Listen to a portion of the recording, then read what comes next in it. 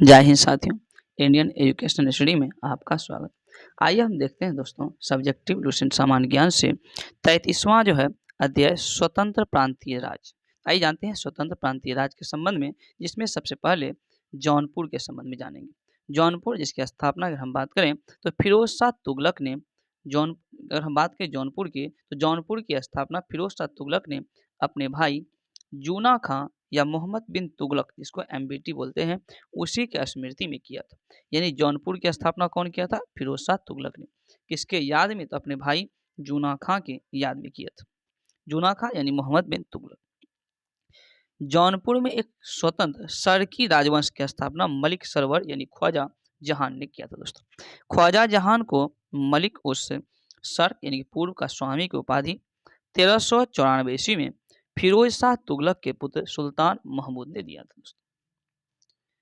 जौनपुर के कुछ प्रमुख अन्य शासक हैं, जैसे मुबारक शाह, इसका शासनकाल 1399 से 1402 ईस्वी तक था।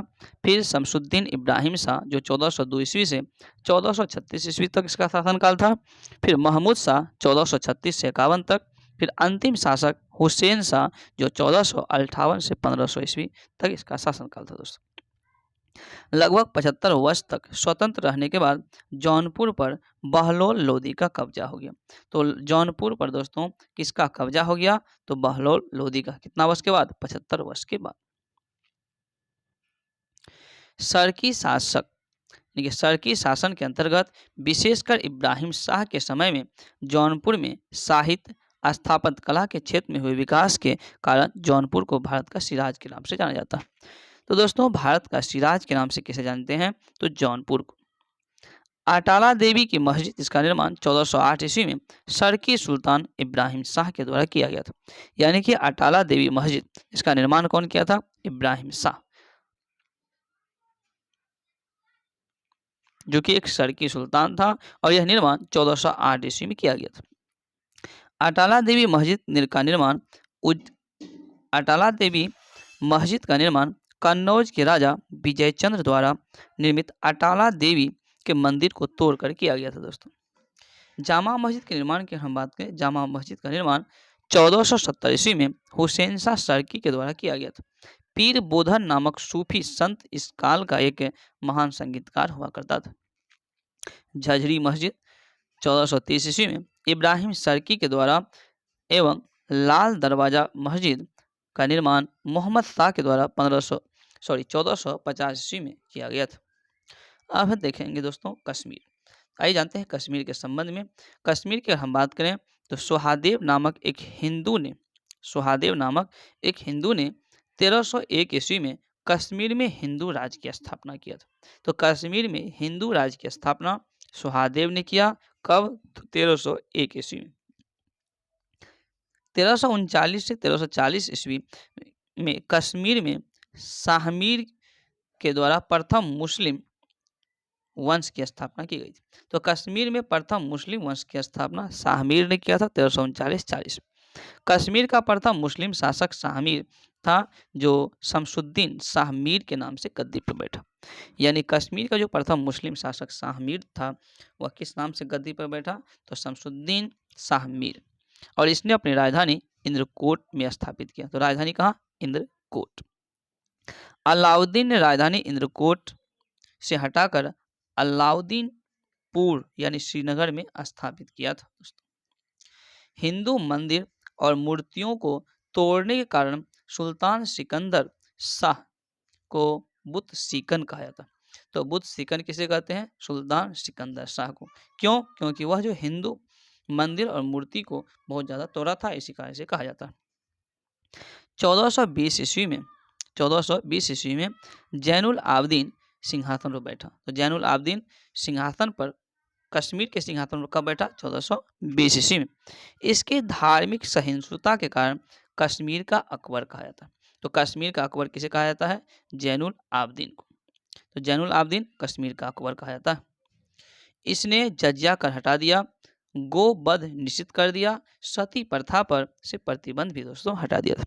जैनुल आबदीन के प्रशासन में अनेक हिंदुओं को ऊंचे पद भी प्राप्त थे। श्रीय भट्ट उनका न्याय मंत्री हुआ करता था और दरबारी चिकित्सक भी था। बुलर झील स्थित जेना लंका इसके काल की अभियांत्रिकी उन्नति का उत्कृष्ट नमूना है। जैनुल आबदीन फारसी, संस्कृत, कश्मीरी, तिब्बती आदि भाषाओं का ज्ञाता भी था। इसने महाभारत और राजतरंगिणी को फारसी में अनुवाद भी करवाया था। अब है दोस्तों बंगाल। आइए जानते हैं बंगाल के संबंध में। अगर हम बात करें, इख्तियारुद्दीन मोहम्मद बिन बख्तियार खिलजी ने बंगाल को दिल्ली सल्तनत में मिलाया था। तो बंगाल को दिल्ली सल्तनत में किसने मिलाया था? इख्तियारुद्दीन मोहम्मद बिन बख्तियार खिलजी। गयासुद्दीन तुगलक ने बंगाल को 3 भागों में विभाजित किया था।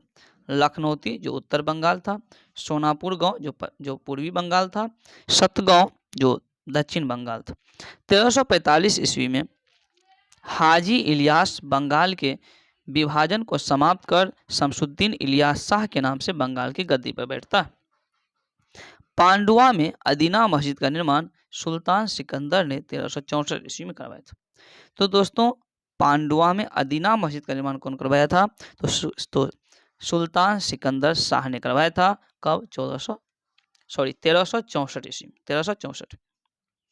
बंगाल के शासक गयासुद्दीन आजम शाह, जो कि 1389 से 1409 ईस्वी तक इसका शासनकाल था, अपनी न्यायप्रियता के लिए प्रसिद्ध। अलाउद्दीन हुसैन शाह, जो कि 1493 से 1518 ईस्वी तक इसका काल था, राजधानी को पांडुआ से गौड़ स्थानांतरित किया। तो अलाउद्दीन हुसैन शाह ने जो है राजधानी को कहाँ? पांडुआ से गौड़ स्थानांतरित किया था। महाप्रभु चैतन्य अलाउद्दीन के समकालीन थे। महाप्रभु चैतन्य किसके समकालीन? अलाउद्दीन के थे। अलाउद्दीन ने सत्यपीर नामक आंदोलन की शुरुआत किया था। तो अलाउद्दीन ने कौन सी आंदोलन की शुरुआत किया था? सत्यपीर। मालाधर बसु ने अलाउद्दीन के शासनकाल में ही श्री कृष्ण विजय की रचना कर गुणराज खान की उपाधि धारण किया था। इनके बेटे को सत्यराज खान की उपाधि दी गई थी। नासरुद्दीन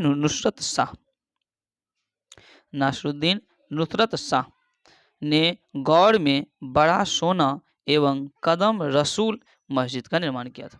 तो कदम रसूल मस्जिद का निर्माण और बड़ा सोना, इन दोनों का निर्माण जो गौड़ में किया था किसने? तो नासरुद्दीन नुसरत शाह ने।